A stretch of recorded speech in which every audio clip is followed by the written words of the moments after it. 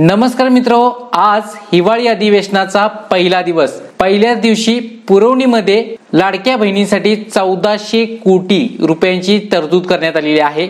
तसेच 35,700 कोटी रुपयांची अन्य बाबींसाठी सुद्धा तरतूद करण्यात आलेली आहे। यामध्ये महत्त्वाची म्हणजे लाडक्या बहिणींसाठी तांत्रिक बाबींची पूर्तता करण्यासाठी 1400 कोटींचा निधीची तरतूद करण्यात आलेली आहे। आजच्या हिवाळी अधिवेशनातील प्रमुख ज्या काही अपडेट आहे ते तुम्हाला सांगणार आहे। सर्वात प्रथम पहा, लाडकी बहीण योजनेसाठी 1400 कोटी रुपयांची तरतूद करण्यात आलेली आहे। त्याचबरोबर सरपंच मानधनात वाढ करण्यात आलेली होती। सरपंचांचं मानधन दुप्पट करण्यात आलेलं होतं, त्यासाठी तरतूद करण्यात आलेली आहे। ती म्हणजे 128 कोटी सरपंच मानधनासाठी।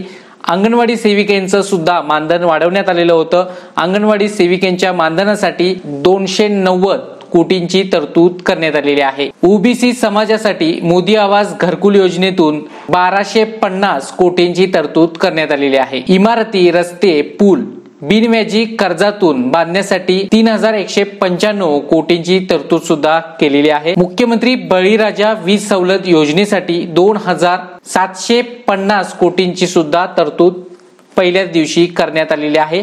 पुरवणी मागणीमध्ये शेतकऱ्यांसाठी आणखीन एक सहकारी आणि खाजगी दूध संघांना प्रति लिटर 5 आणि 7 रुपये अनुदान, यासाठी 758 कोटींची तरतूद। प्रधानमंत्री पीक विमा योजनेतून राज्य शासनाचा जो हिस्सा असतो त्या हिस्सासाठी 814 कोटींची तरतूद। आणि मेन महत्त्वाची बाब म्हणजे मुख्यमंत्री माझी बहीण लाडकी योजनेबाबतचा डिसेंबरचा हप्ता कधी येणार याची अद्याप घोषणा झालेली नाही, पण त्यासाठी तरतूद करावी लागते। पण विधानसभेमध्ये मांडलेल्या पुरवणीमध्ये लाडकी बहीण योजनेसाठी 1400 कोटी रुपयांची तरतूद करण्यात आलेली आहे।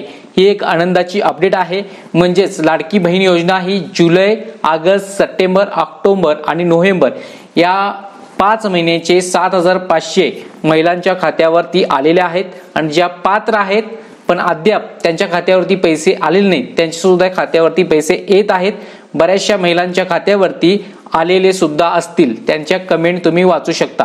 त्याचबरोबर पहा, लाडकी बहीण योजनेसाठी आज पहिलाच अधिवेशनाचा दिवस आणि पुरवणीमध्ये 1400 कोटी रुपयांची तरतूद करण्यात आलेली आहे। पण यामध्ये 1500 ऐवजी 2100 रुपये मिळणार याबाबत कोणतीही माहिती देण्यात आलेली नाही।